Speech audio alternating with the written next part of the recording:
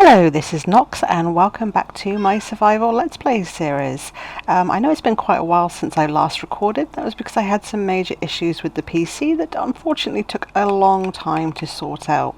So as you may recall, the last time you saw me I would have been in iron armor, and now I have full netherite and my nice totem of undying, which was the next episode I was supposed to be recording. Got partway through it and then issues kicked in, and it's honestly taken me a few months to get everything sorted out. So what I'm going to do today is we're going to have a little tour around the base area to see all the different things that I've added since then, and then the next couple of videos will just be showing off other areas such as my villager area and some of the industrial district which I'm starting.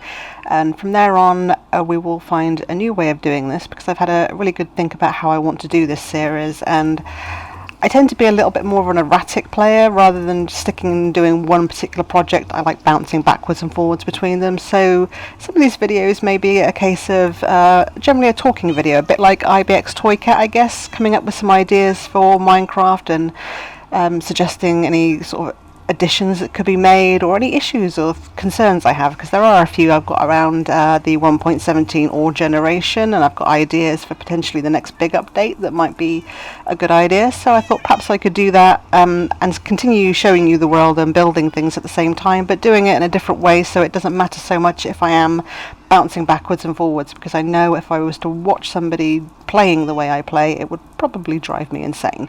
So we're going to find a slightly different way of doing this, so you can still see everything that I'm doing, but done in a slightly less erratic manner, I guess. So I'm not entirely sure how far we got last time, but obviously this is the little crafting area, and yes, there are a lot of cats. I have a lot of cats because I want to actually put in a museum sort of area with a zoo part in it as well, where I'll have one of every single animal. So currently I have a lot of cats here at the moment. So the storage area is still the same, and I think the bed area is still pretty much the same, apart from the addition of lots of cats. And here's the map wall as well, so you can actually see the progression through the stages, from like the first part of it going through right to pretty much where it is about now, which is this bottom one here. So this is the progression of my mushroom. It hasn't had any progression on it for a while. It's because I've been doing a lot of farms and other things to sort of give myself the resources I need. Made a few updates to the Enchanting Area, just added in the lectern here and the anvil and a few other little bits, and just put these trapdoors around these just to make it look like a bit of a bookcase. Added the doggies and found my very first ever pink sheep, which I named her Ilsa. If anyone's aware of who Ilsa is, she's actually Laserbeam's girlfriend, and she spent 24 hours in her Minecraft world trying to find one of these and never did, so I kind of felt bad for her, so I actually named this one after her. The Kelp Farm is still here, and this is an area that will go round to my foxes area, which I'll show you, which I'm planning, but it's not ready yet. Okay, what I'm going to do is take you down and just show you all the different little farms we've added in.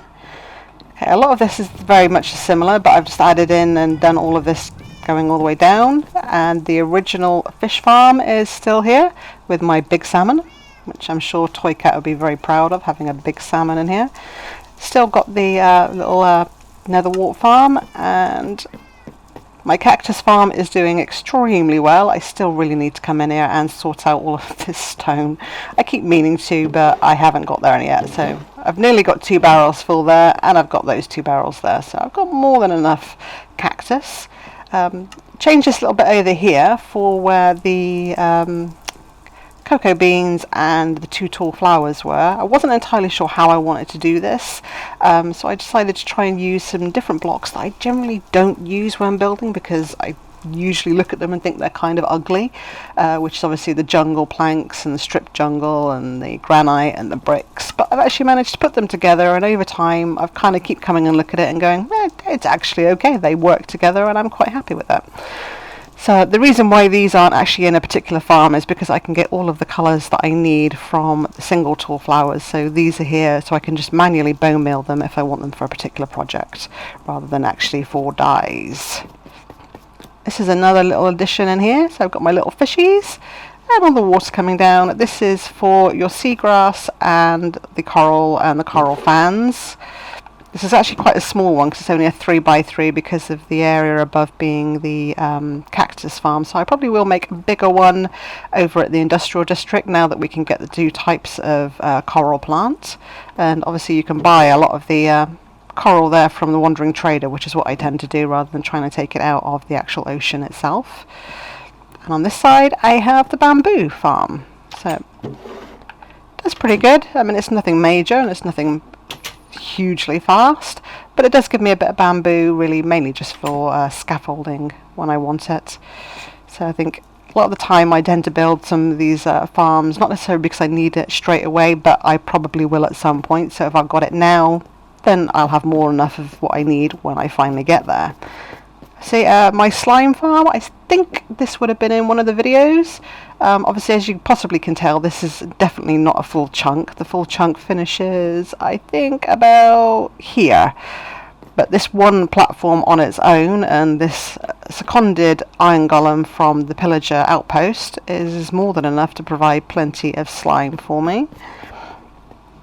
And I've got all of that, and I've got all of those blocks in there, so it works really well. And in here we've just got a simple little stone generator, so I can make up the stone or the cobble whenever I need it, so I don't actually necessarily have to go mining if I don't want to. And the basalt generator as well. Now down here I obviously wanted to kind of transition from the sort of cavey green area into a mining area, so I put this in, and I'm not entirely sure if I like it. I kind of liked the idea because let me move away from that minecart. In another world that I was playing in, I actually had items going down the side where I'd have the minecarts in different levels depicting where you'd find sort of like the different ores, but I didn't obviously have the space for that one in this because of where all the farms are, so I decided to do this instead, to try and sort of break up this is the cavey area coming down and this is now mining. I might change it, I might not, I haven't really decided yet, and this is just your standard mining area. It did start out with nice clean lines, and as you can see I've already started to go into the sort of gutting and clearing out stage, which is what I tend to do. Is I will just start clearing everything out from basically this point right down to bedrock, and eventually there'll just be a massive hole here. But that is all there is for this part. There is a little bit at the back just around here, which obviously take you down to the lower parts, and over here eventually I will put in an item elevator that will take things up to the storage up there as well, and I want to put a shulker and loader eventually when I get around to actually going to the end and everything, so I've still not done that yet. I'm actually quite enjoying not having the elytra. I'm missing definitely the shulkers because there are some projects, especially like this mushroom and the amount of terracotta I need, which would definitely come in handy having some shulkers, but it's a nice challenge to try to do things without those sort of like luxuries. So carry on down here. This would be somewhere more of the farms are, and there's some more going on down there, but I'll show you that in a moment. So this comes into the first lot of farms area, and I've got my little snow farm in here with my snow golem, and I have the Pickle Farm here. This is Silent Whisperer's design, so if I remember I will try and put a link in the video so you can actually use it if you want to. It's extremely efficient, works really, really well. I just moved the on-off switch from the back of the machine all the way down to here, which unfortunately means, as you can see, that piece of coral died, but I really can't be bothered to go in there and fix it. So it works fine, it works really, really well, very quickly. Down here, because of how the farms are sort of only inset by 2 walls, I liked this sort of being able to have it open rather than having it really sort of closed in by a 2x2 area.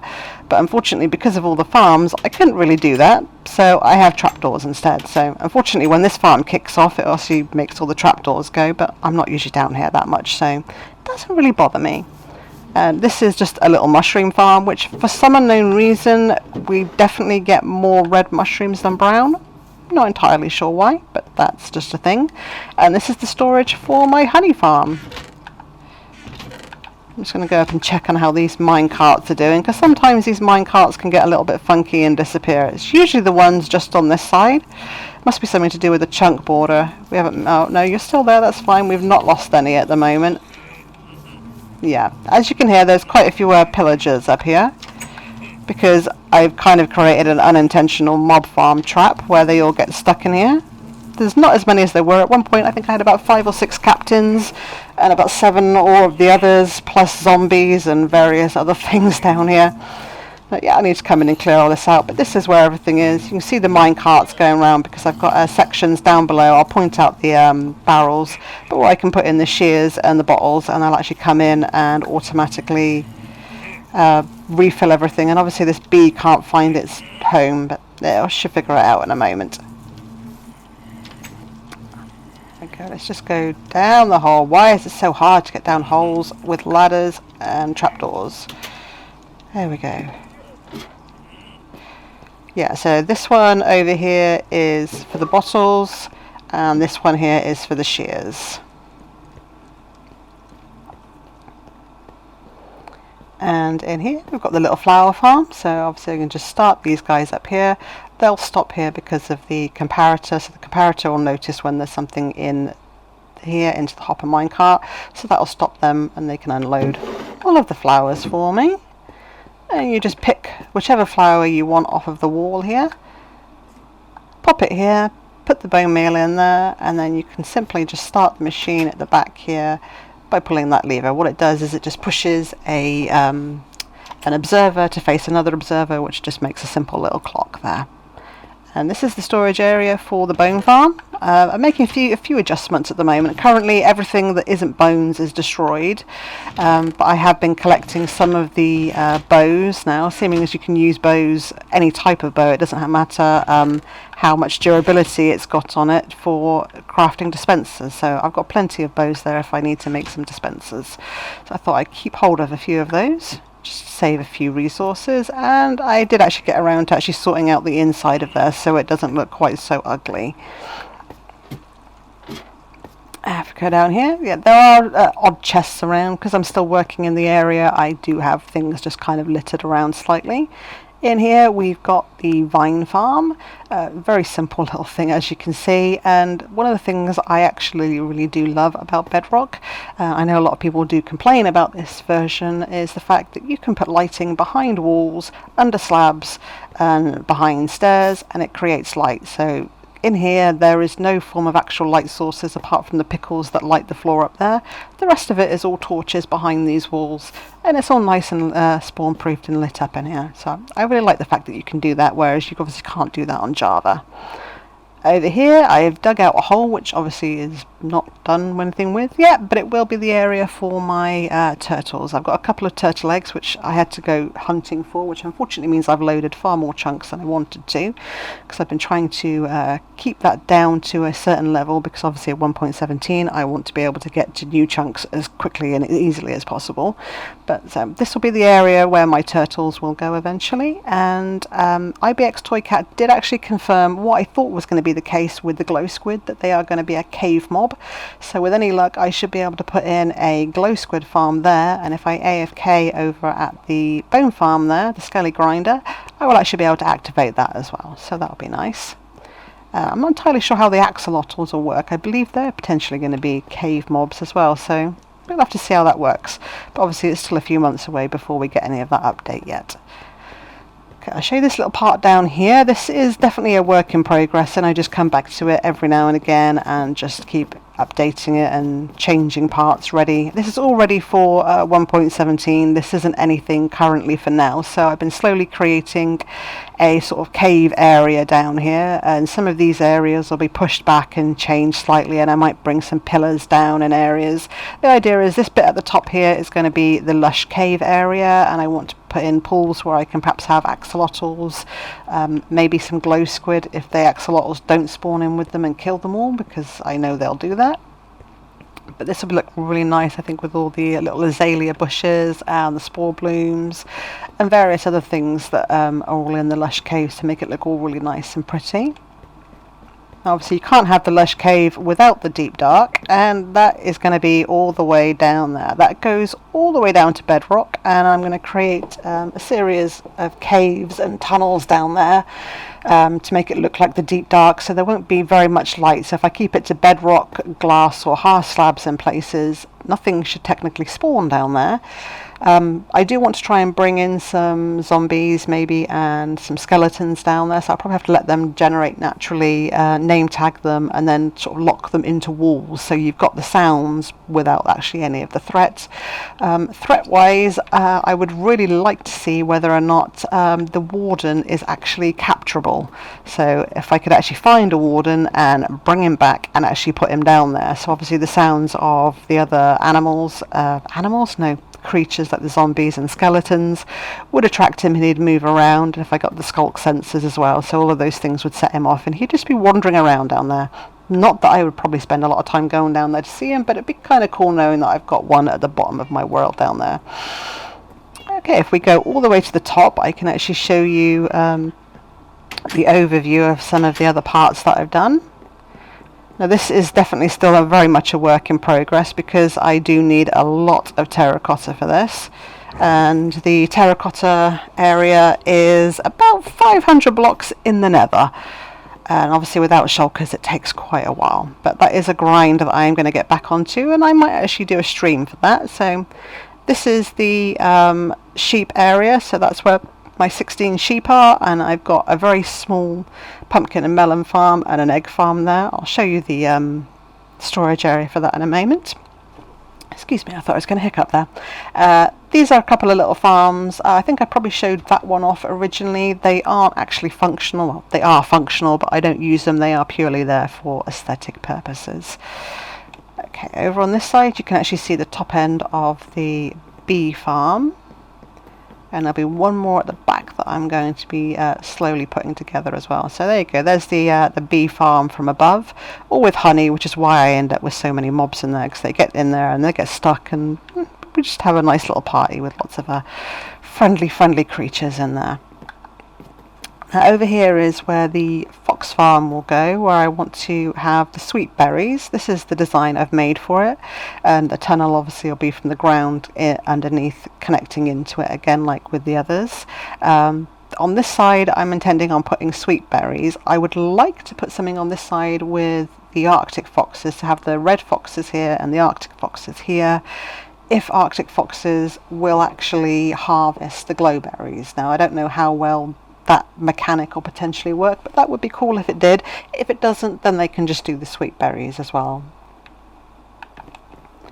Okay, if we head all the way back down again, where are we? No, actually, whilst I'm here I might as well tell you what I intend on doing.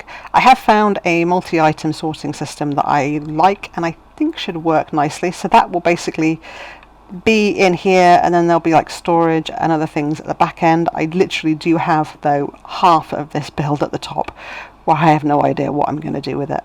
Now the top half of it will only go on after I've built the multi-item storage system, because I think that'll be a lot easier and I won't have to worry about space inside for me to move around. So that is still a bit of a, I'm not entirely sure what I'm going to do with all of this. But I don't know, I wanted a big mushroom, so I have a big mushroom. It's just something a little bit different rather than your standard type of base. Let's check the time. Oh, it's okay, it's daytime. Okay, we go through here to reach the other areas. I have my little nano crop farm just there. Brewing area, I don't have automatic brewing because, to be quite honest, after I've done a lot of brewing for the splash potions of weakness for my villagers, but other than that I'm probably not going to make a huge amount of potions.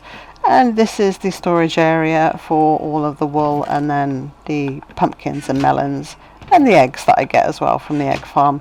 This will eventually be, the eggs will be used for in the wither killer, where I can have a section underneath where I can potentially get some wither roses with the chickens. So that'll be the idea for that one there. There we go. If we head outside and hope there isn't anything out here that's going to try and blow up or kill me.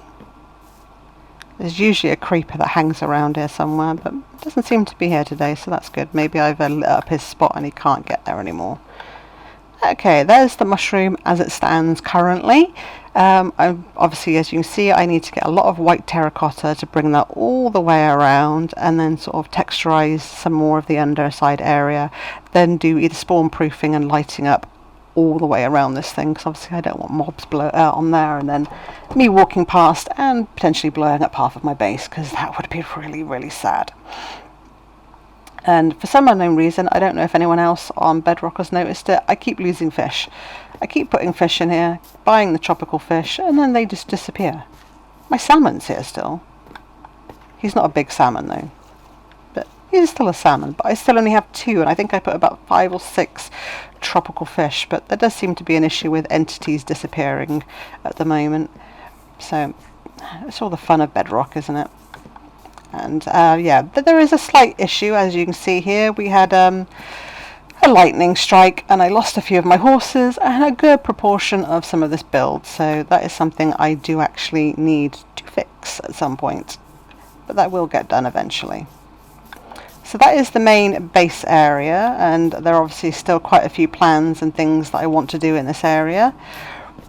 Obviously finishing the actual base is one of them, but other than that, this is this main part of the area, and I will probably do the villager area next, which if I come and stand over here, you might be able to see part of it. Give you a little sneak preview. Is it going to render in?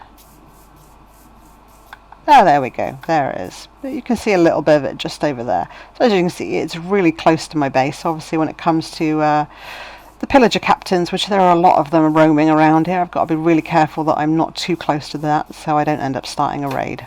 I did actually unfortunately do that with my iron farm. I went over to decorate the gold farm, which is right next to it. Completely forgot that I had the bad omen, and then ended up starting a raid. So that is that was fun.